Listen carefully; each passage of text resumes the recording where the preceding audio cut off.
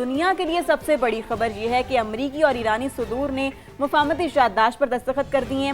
مشرق وسطی میں پائیدار امن کی طرف امریکہ اور ایران کی دوستی کو انتہائی اہم اور تاریخی پیشرفت قرار دیا جا رہا ہے۔ صدر ڈونلڈ ٹرمپ نے فرانس کے ورسائی محل میں صدر میکرون کی موجودگی میں دستخط کیے اور ان کی جانب سے یہ کہا گیا کہ یہ اتنا آسان نہیں تھا۔ ایرانی صدر مسعود پزشکیان نے بھی تہران میں دستاویزات پر دستخط کیے اور ویڈیوز اور تصاویر بھی اس کے سامنے آ گئی۔ بالکل، تو یہ ڈیجیٹل طریقے سے دستخط کیے گئے ہیں اور ساتھ ہی 47 سال پرانی دشمنی ختم ہونے پر دونوں فریقین خوشی کا اظہار کر رہے ہیں، لیکن ابھی حتمی معاہدہ طے ہونا ہے، باقی ہے جو اس مفاہمتی یادداشت کے بعد 60 دن کے اندر ہونا ہے۔ تو یہ جو 60 دن ہے وہ بہت ہی اہم ہے۔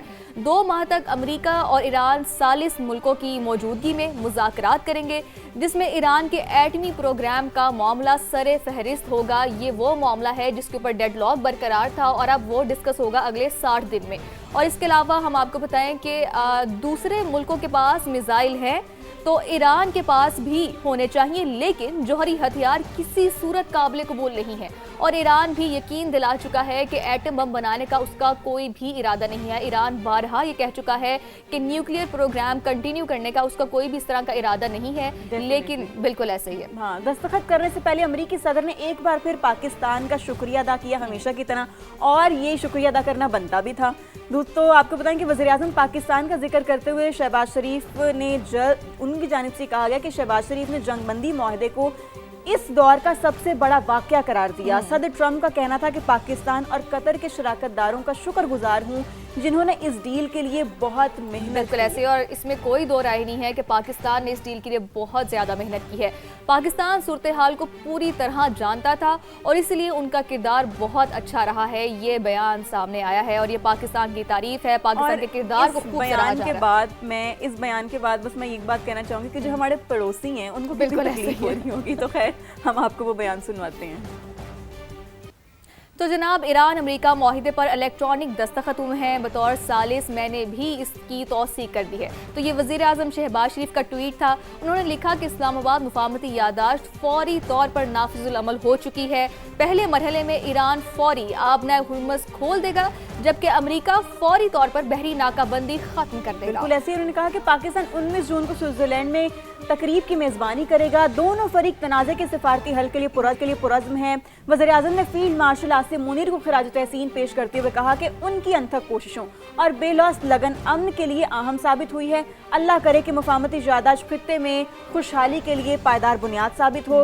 وزیر اعظم نے صدر ٹرمپ، ایرانی سپریم لیڈر مجتبی خامنائی، صدر مسعود پزشکیان کے علاوہ بھی امریکی اور ایرانی مذاکراتی ٹیموں کے مؤثر کردار کی تعریف کی۔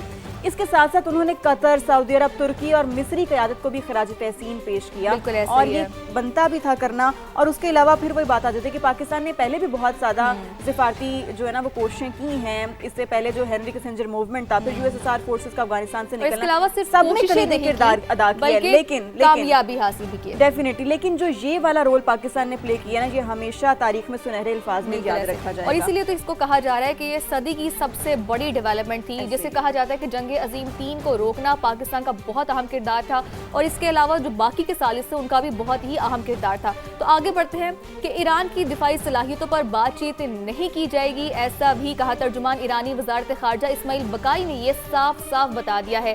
انہوں نے کہا ہے کہ معاہدے کے تحت تجارتی جہازوں کی آمد و رفت فوری شروع ہو گئی ہے، جبکہ امریکہ دستخط کے فوری بعد ناکہ بندی ختم کرنے کا عمل بھی شروع کرے گا۔ تو یہ بہت ہی بڑا بیان ہے جو کہ سامنے آیا ہے۔ 30 دن کے اندر ناکہ بندی مکمل طور پر ختم کر دی جائے گی، جبکہ معاہدے میں امریکہ نے علاقائی شراکت داروں کے ساتھ مل کر ایران کی اقتصادی بحالی کا عہد بھی کیا ہے۔ اسماعیل بقائی کے مطابق ایران کی اقتصادی بحالی کے لیے کم از کم $300 ارب فراہم کیے جائیں گے، اور ایران خلیج اور خلیج عمان کے درمیان تجارتی جہازوں کی محفوظ آمد و رفت یقینی بنائے گا۔ پھر اس کے ساتھ ساتھ آبنۂ ہرمز کا معاملہ ایران اور عمان کی ذمہ داری ہے، یہ بھی کہا گیا ان کی جانب سے۔ امریکہ منجمد فنڈز تک رسائی میں موجود تمام رکاوٹیں دور کرنے کا پابند ہے۔ منجمد اثاثے جو ہے نا، یہ بہت اہم پوائنٹ ہے۔ ایران پر آئے تیل سے متعلق پابندیاں اٹھا لی جانی چاہیے۔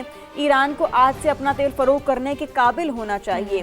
انہوں نے خبردار بھی کیا کہ لبنان پر اسرائیلی حملے عہد کی خلاف ورزی تصور کیے جائیں گے۔ ڈے 1 سے جب سے بات ہو رہی ہے ایران اور امریکہ میں ڈیل کی، تو ایران شروع دن سے ہی اپنے ساتھ ساتھ لبنان کے حوالے سے بہت زیادہ سینسٹیو ہے، اور ایران کی جانب سے یہ بہت کلیئر سٹانس لیا گیا تھا کہ جب تک لبنان میں جنگ بندی نہیں ہوگی ہم آپ کے ساتھ ٹیبل ٹاک نہیں کریں گے، اور آج بھی وہ جو ہے نا وہ لبنان پر بات کر رہے ہیں۔ پھر اس کے علاوہ آگے بڑھیں اور آپ کو یہ بھی بتائیں کہ ایرانی اسپیکر باقر کالیباف نے کہا ہے کہ اس حوالے سے آپ کو بتائیں کہ ایک تنازع اب بھی سامنے آ رہا ہے، وہ یہ ہے کہ امریکہ کہہ رہا ہے کہ آبنہ ہرمز ٹول فری ہوگی، لیکن جو ایرانی اسپیکر باقر کالیباف ہیں ان کی جانب سے یہ کہا گیا کہ عالمی گزرگاہ جنگ سے پہلے کی صورتحال پر واپس نہیں جائے گی۔ تو یہ دو ڈیفرنٹ جو ہے نا وہ سٹان سامنے آئے ہیں۔ ایران آبنہ ہرمز میں فراہم کی جانے والی خدمات کے لیے فیس وصول کرے گا، اور ایک بیان میں انہوں نے یہ بھی کہا کہ ایران عالمی قوانین یا جہاز رانی کے اصولوں کو نظر انداز نہیں کرے گا۔ بالکل ایسے ہی اس طرح کے جو بیک اینڈ فورتھ بیانات ہیں ان کا سلسلہ جاری ہے، دونوں جانب سے جاری ہے۔ انہوں نے مزید کہا کہ $300 ارب ایران میں سرمایہ کاری کے لیے مختص کیے گئے ہیں، اور اس رقم کا ایک حصہ تعمیر نو پر خرچ ہوگا۔ اور اگر تعمیر نو کی ہم بات کرتے ہیں تو جو ٹول ٹیکس کی بات ہے، ایران کی جانب سے یہ بھی سٹانس سامنے آیا تھا، ٹول ٹیکس اسی لیے لیا جائے گا جو ایران میں تباہی ہوئی ہے، ان کا جو انفراسٹرکچر کا نقصان ہوا ہے اس کو اس ٹول ٹیکس کے ذریعے مکمل کیا جائے گا یا اس کو پورا کیا جائے گا۔ اور اس کے علاوہ جو ہم نے بات کی جو مطالبات کیے گئے ہیں، وہ جو مطالبات خاص طور پہ کیے گئے ہیں ایران کی جانب سے منجمد اثاثوں کے جو مذاکرات مطالبات ہیں، اور اس کے علاوہ ساتھ ہی ایران اپنا تیل کی جو ترسیل ہے وہ شروع کر سکے گا، تو یہ ایران کے حق میں بہت بہتر ہے۔ اس کے علاوہ بھی ہم بات کریں کہ ایران امریکہ معاہدہ آبنہ ہرمز کو بغیر ٹول کے کھولنے کی اجازت دیتا ہے۔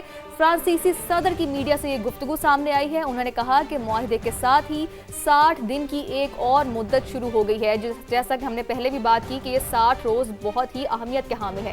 60 روز میں جوہری اور بیلسٹک معاملات اور ساتھ ہی دیگر امور پر بات ہوگی۔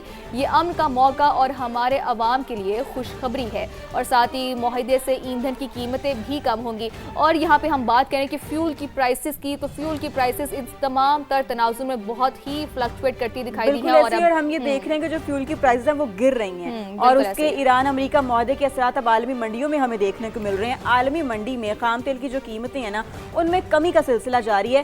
امریکی کروڈ آئل 1.61% سستا، جبکہ $75.55 فی بیرل پر ٹریڈ کر رہا ہے۔ پھر اسی طرح برطانوی کروڈ آئل کی بات کریں تو وہ بھی 1.53% سستا ہو گیا ہے، اور $78.33 فی بیرل پر اس کے سودے ہو رہے ہیں۔ تو جیسے جیسے ہم دیکھ رہے ہیں کہ سچویشن اب بہتری کی جانب گامزن ہے، تیل کی قیمتیں عالمی منڈیوں میں نیچے آ رہی ہیں، لیکن پاکستان میں ابھی کوئی خاص فرق جو ہے نا وہ پڑ نہیں رہا۔ اسی وجہ سے جو عوام ہے وہ تھوڑا سا فرسٹریٹ ہو رہے ہیں۔ پاکستانی عوام یہی چاہ رہی ہے کہ جلدی جلدی جو ان کو اس کے ثمرات دیکھنے کو ملیں اور تیل کی قیمتیں نیچے آئیں، کیونکہ تیل بہت زیادہ امپورٹنٹ، اس کی امپورٹنس ہے اس طرح سے کہ جب تیل مہنگا ہوتا ہے تو پھر اس سے جڑی ہر چیز جو ہے نا وہ مہنگی ہوتی ہے، اوور آل مہنگائی ہوتی ہے، اوور آل شیخ اور نوش کی چیزوں میں اضافہ ہو جاتا ہے۔ اسی وجہ سے عوام یہی چاہ رہے ہیں کہ بھائی تیل جو ہے نا وہ اب نیچے بالکل ایسے ہی، اور مہنگائی کی سطح میں بھی کمی تبھی آئے گی جب آئل کی پرائسز کم ہوں گی، اور خاص طور پر اگر ہم پیٹرول کی بات کرتے ہیں تو پیٹرول کی وجہ سے جو ہمارے ملک میں مہنگائی ہے وہ بہت زیادہ شدت اختیار کر جاتی ہے۔